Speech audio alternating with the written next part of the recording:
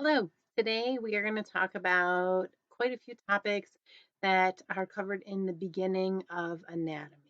Okay, so first, what does the word anatomy mean? Anatomy is the study of body structure, the things that make up the human body. So the bones, the muscles, the organs. Whereas physiology is the study of how the body functions, how those things work together. Okay, so in this course, we're going to cover both the anatomy, the structures, and the physiology, the function. And you may have heard this term before, gross anatomy. And a lot of people hear the term but don't necessarily know what it means. Gross anatomy means the study of structures that are visible to the naked eye, meaning you don't need to use a microscope to see them. You can just see them with your normal eyesight. So most of your organs, you don't have a problem seeing. It doesn't mean that necessarily you can see it from the outside of the body because you can't see my stomach just by looking at my body. However, if a doctor were performing surgery, you would be able to view my stomach with the naked eye. Now, things like cells, you are not able to see with a naked eye, and that is microscopic. Okay, so it would not fall into the category of gross anatomy. There are two major divisions of the body. Okay, we have axial, which would be your head, your trunk, your abdomen, and then we have appendicular, which would relate to your limbs, your two arms and your two legs, from shoulder to fingers, from hip to toes. That's appendicular. Another major term that we're going to cover in anatomy relates to homeostasis. Homeostasis is balance. Think like a seesaw or a teeter-totter, where ideally we want our body to be in balance. So our body's going to maintain that internal balance even when the environment, either internal or external, changes. Okay, so we want to keep that balance. If things move out of balance, our body's going to have to react and do something to change. So there are two responses to a disruption in that balance, that homeostasis. Okay? One is for the body to engage in a negative feedback loop. And that's where the body's response is to reverse the change that happened and return the body to homeostasis, to that normal state, that balance again. And negative feedback systems in our body are relatively common. Okay, so here's one example, and we're going to tie it to body temperature. Our normal body temperature is 98.6 degrees Fahrenheit. On the Celsius scale, that's 37 degrees Celsius. Now, there's a couple things that could happen. Your body could detect a temperature which is higher than normal, so higher than 98.6. And there can be a multitude of reasons for that. However, some could be related to illness, or you could live in Las Vegas, for example, and the outside temperature is 110 degrees. Okay. In response to that elevated temperature, your body will start to sweat. In addition, your blood vessels will dilate, and a lot of people will see a pinkish color appear in their cheeks. And that's an attempt to bring more blood to the surface of your skin to get rid of that excess heat. This happens when people are exercising because through the increased movement, you are producing more heat, which causes your temperature to go up. As your body sweats, the water evaporates from the surface of your skin and cools your body. Again, the blood vessels dilating bring more blood to the surface of the skin, releasing excess heat. And then eventually the temperature will start to return back to that 98.6 degrees or 37 degrees set point. Okay? If, on the other hand, the body temperature is detected low, that may be you're outside for a prolonged period of time, or simply you're in a room below 98.6 degrees Fahrenheit, which is most of the time.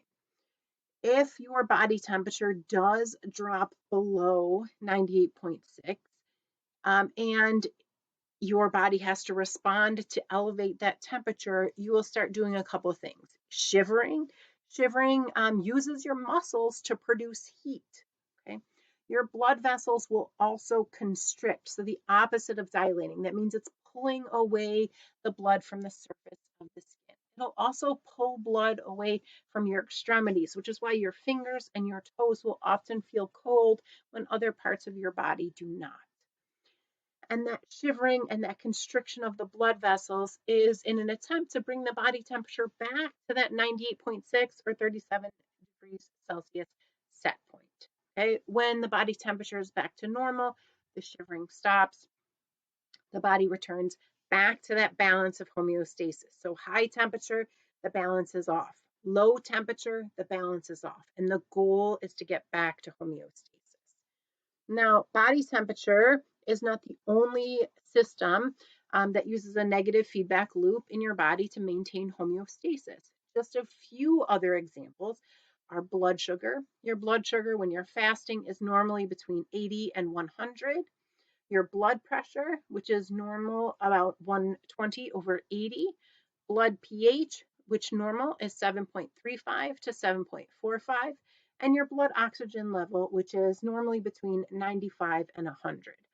So again, any change, right? All those numbers right here are balance, homeostasis. Any change, either low or high from those values, are going to cause your body to do something to bring it back to balance. It may be releasing a hormone, it may be shivering, it may be making you feel thirsty, it may be making you feel hungry. Okay, whatever your body needs to do to bring those levels back to normal. Now, negative feedback is not the only feedback loop your body has. Another example is positive feedback. In positive feedback, though, it is a completely different process. The body continues to move away and away and away and away from homeostasis. And this is a rare and more temporary solution. So think about positive feedback like there's a crisis and the body has to respond. And once the crisis is over, things can go back to normal. But for a short period of time, we have to move away from homeostasis, which is not a normal method, a normal characteristic.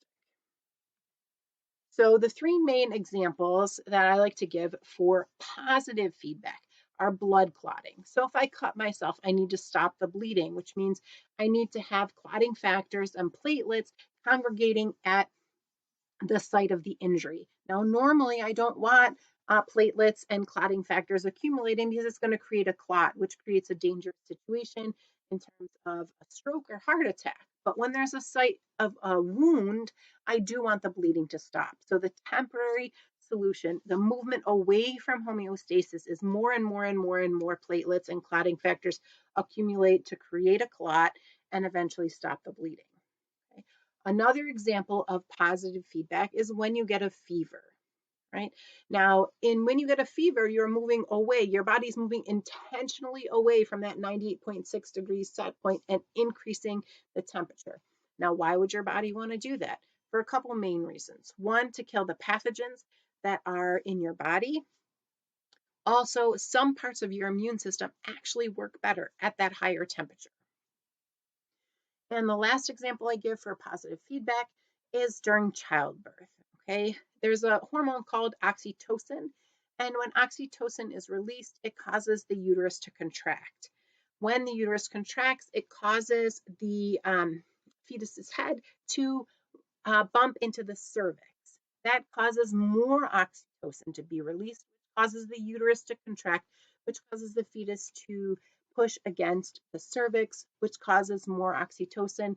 You see the pattern. Eventually, this ends in the birth, okay, of the baby. And that would be the end of that temporary movement away from homeostasis.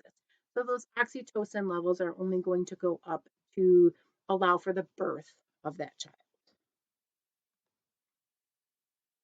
Now, there are 11 body systems falling into categories of protection, support, movement, integration, coordination, processing, transport, and then reproduction and development. Okay, I'm going to focus on each system individually. Okay, so your respiratory system, function, breathing, exchange of gases. The circulatory or cardiovascular system is responsible for circulating your blood throughout your body. The digestive system is responsible for processing food, getting nutrition from what we eat.